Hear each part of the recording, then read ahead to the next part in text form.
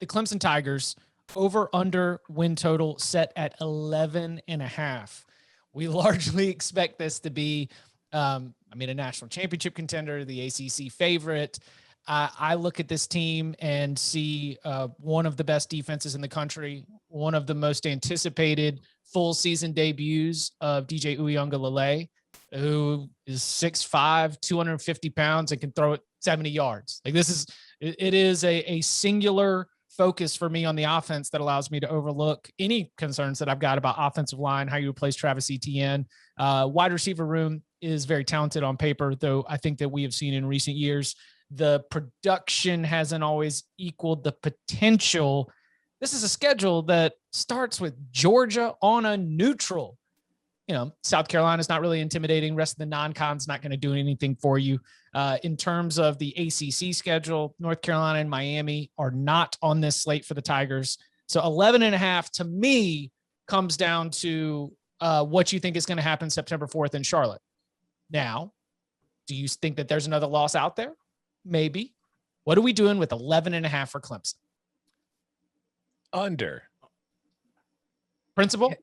Principal under. I mean, I'm not betting on a team to go 12-0, even if Clemson's very much capable of going 12-0. But like you mentioned, they opened the season with Georgia, another team that's going to be competing for a playoff spot, fancies itself a national title contender. And they're doing it with a new quarterback who has started before. So at least he's got that experience, but still, it's not like this is the Clemson team with Trevor Lawrence coming back as a junior in his fourth season or whatever to start. This is DJ Uiagalelei in his first season as the number one starter, the unquestioned guy, going against one of the best teams in the country in the very first game of the year. We see it every year in college football where like the crazier results tend to happen in the first 2 weeks of the season than at any other time of the season. But even if they get past Georgia, I would agree that like for what a Clemson schedule can typically be, the Georgia game is huge. But after that, it does get pretty easy because, like you said, they're not playing Miami. They're not playing North Carolina. When you look at the rest of their division, there's like a lot of teams that could finish second, but there's no clear challenger or no real obstacle to Clemson. But that said, it's still an ACC schedule, and strange things do happen, and it is difficult to get through a season without a loss, especially if you look at like one stretch in mid-October starting after the bye. They're at Syracuse on the road on a Friday night, which, okay, that's probably going to be fine. But hey, it wouldn't be the first time Clemson went to Syracuse on a weeknight and lost. But that followed up with Pitt on the road. Then you get Florida State at home, and then you're back on the road again for Louisville. So that's kind of a tricky stretch where maybe something could happen. Maybe you slip up. And then, of course, you finish at South Carolina, and who knows how that team's going to look this year. But there's always a chance in a rivalry game. So even if they get past the Georgia game, I think the odds of them going undefeated greatly increase. But I'm still comfortable thinking that there's a possible slip up along the line somewhere. Totally agree. Under for me is it's not one that I'm rushing to hammer. But I do think that if you want to take the over, you had better be betting them against Georgia. Because like to me, that means you basically think they're 75% or better to beat Georgia, because even if you have them at 95% to win all of their other games, there's still room for a loss there. We've seen this team slip up and lose to a Pitt in the regular season. Doesn't happen every year, but they don't go undefeated in the ACC on a yearly basis. Although they have recently, which has also gone with like the raised with level Trevor. Of talent. Yeah, and Trevor. Yeah, without a doubt. And I do like DJ a lot. Here's the other thing, right? Clemson is not one of the vaccinated teams.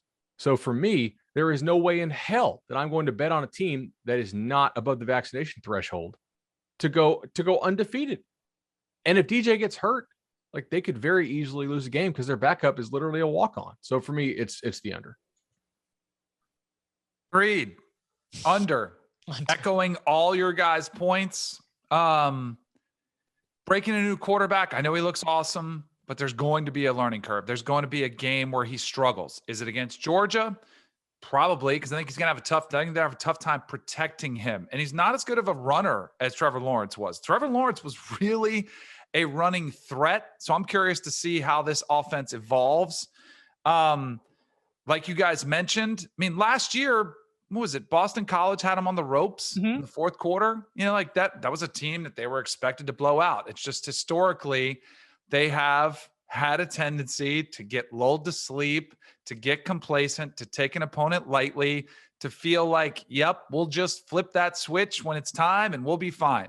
And last year they did it against Boston College. They came back, they won the game, but we've seen other years where it's come back to burn them. So I'm banking on the Georgia game is, a coin flip of which way that game goes. And I know they're favored, but I would probably slightly lean towards Georgia with the points early as we're way out from that game. And then, if that's one opportunity, I can't pinpoint the game, but I've never been able to pinpoint a Clemson loss that's not a big game. They just happened by surprise. So I'm going to take the under as well for the reasons you guys mentioned. Is I think you guys nailed it. Can we knock out a mailbag question since we have Danny here? It's related. Okay. We had I can't find this in the Apple podcast reviews, but I know we got this because I wrote it down. And I listened to all our shows. I don't think we tackled this. Somebody said, hey, why is DJ different than Cardale Jones? Right? Came in, short sample, played really well.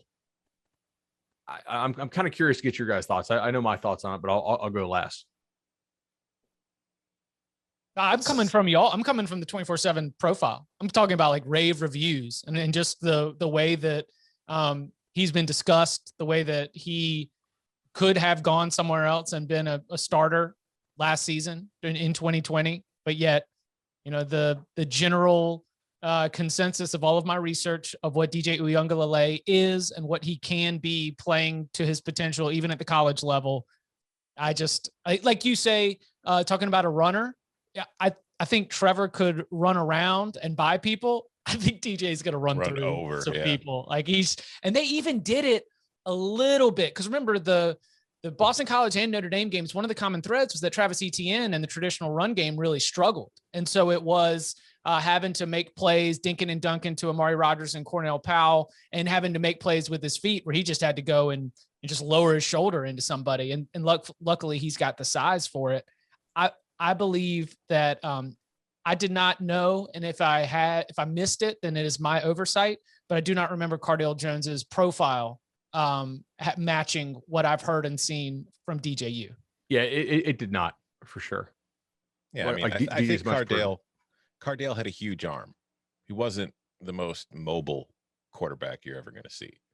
Don't you think that describes DJ though? I don't think he's that mobile. No, I think he could move. I don't think he's got any shake or anything. I don't think he's going to be like, shaking people out of their shoes and getting around and all that stuff. But like Chip was saying, like in that Boston College game, they kind of just went into battering ram mode with him after a while to get the run game going. And I think he's capable of doing that. I don't think he's the kind of guy who you're going to have a read option and he's going to take off for like a 60-yard touchdown, right? Which Trevor did against Ohio State to turn the game around. Exactly. But I do think he's going to be able to get you 5-6 yards a pop and pick up some first downs with his legs when there's nothing there. And Trevor had the long speed. Exactly. Yeah. I mean, just to keep a defense honest. I also think Cardale Jones, when he won the championship with them, had incredible talent around him. That's the other issue is they've lost some talent at running back and wide receiver. Now they have some young talent to replace it, but there's a lot of inexperience along that side of the ball. We saw the offensive line struggle against Ohio State.